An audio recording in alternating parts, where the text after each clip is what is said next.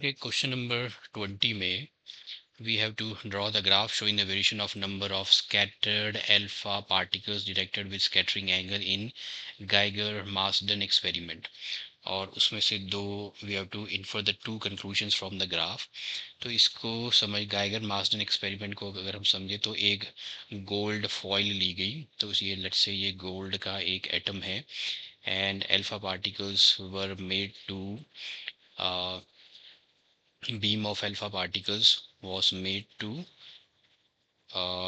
bombard on this gold foil. तो ये gold foil की तरफ ये जो अल्फा पार्टिकल्स जब आएंगे तो यहाँ पे देखा गया कि most of the alpha particles तो अनडिविएटेड यहाँ से पास हो, क्योंकि अल्फा पार्टिकल भी एक पॉजिटिवली चार्ज पार्टिकल है और बीच में इस ये लेट्स से ये एटम है, इसके बीच में ये पॉजिटिव और हैवीली डेंस्ड पार्टिकल जो है वो न्यूक्लियस है।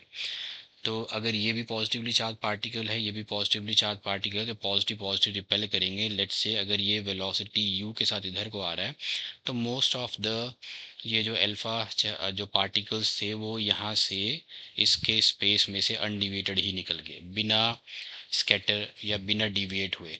कुछ पार्टिकल्स जो थे यहाँ पे जब इसके पास आए तो ये इनका इनिशियल वेलोसिटी वेक्टर है, ये यहाँ से बिकॉज ऑफ द जब इसके पास आए तो फोर्स ऑफ द रिपल्शन की वजह से इधर को डिविएट हो गए, तो ये थीटा एंगल से डिविएट हो गए। तो जो जितनी पास न्यूक्लियस के जितनी पास से जाएगा वो उतने ही एंगल से डिविएट होएगा, अब उतना ही ज़्यादा उसका एंगल ऑफ डिविएशन होएगा।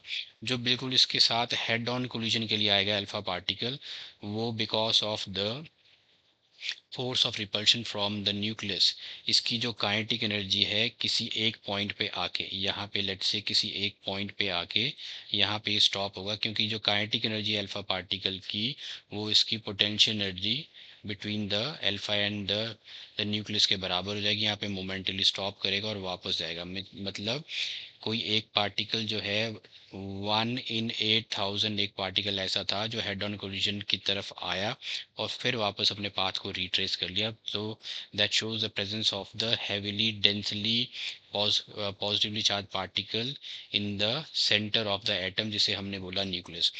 तो बहुत सारे पार्टिकल्स तो अनडिविएटेड निकल गए और बहुत कम पार्टिकल्स जो थे वो बड़े कम एंगल से डिविएट हुए। तो इसका अगर आपको ग्राफ बनाना है एंगल ऑफ स्कैटरिंग और दो नंबर ऑफ पार्टिकल्स के बीच का, तो ग्राफ आपका ऐसा बनेगा।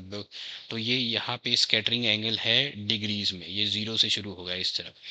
तो बहुत कम एंगल से बहुत सारे पार्टिकल्स जो थे वो एटम में से पास हो गए। तो बहुत सारे पार्टिकल्स बहुत कम एंगल, फिर एंगल धीरे धीरे बढ़ा लेकिन जो पार्टिकल्स से वो कम होते गए। यहाँ पे देखो स्कैटरिंग एंगल तो बढ़ रहा है लेकिन बहुत कम पार्टिकल्स से जो किसी एंगल से डिविएट हुए that were nearer to the nucleus. तो ये कम एंगल आपका बढ़ता जाएगा लेकिन कितने पार्टिकल्स उस एंगल से स्कैटर हुए वो कम होते जाएंगे। तो ग्राफ आपका इस तरह से बनेगा। तो ये था गाइगर मार्सडन, जिसे हम अल्फा स्कैटरिंग एक्सपेरिमेंट बोलते हैं। अब इस कंक्लूजन से इसके ग्राफ के कंक्लूजन में से ये हमें मिलता है। ग्राफ में से क्या कंक्लूजन्स हम निकालते हैं यहाँ पे, तो इसमें से बहुत सारे पार्टिकल्स जो थे फॉइल में से, फॉइल में गोल्ड के जो एटम्स से बहुत सारे अल्फा पार्टिकल्स तो विदाउट सफरिंग एनी कोलिजन या डिविजन निकल गए। मतलब मोस्ट ऑफ द जो स्पेस अराउंड द एटम जो है या न्यूक्लियस जो है वो एम्प्टी है। कुछ इंसिडेंट अल्फा पार्टिकल्स से वो बड़े मोर देन 1 डिग्री के एंगल से स्कैटर हुए, बहुत कम बहुत कम।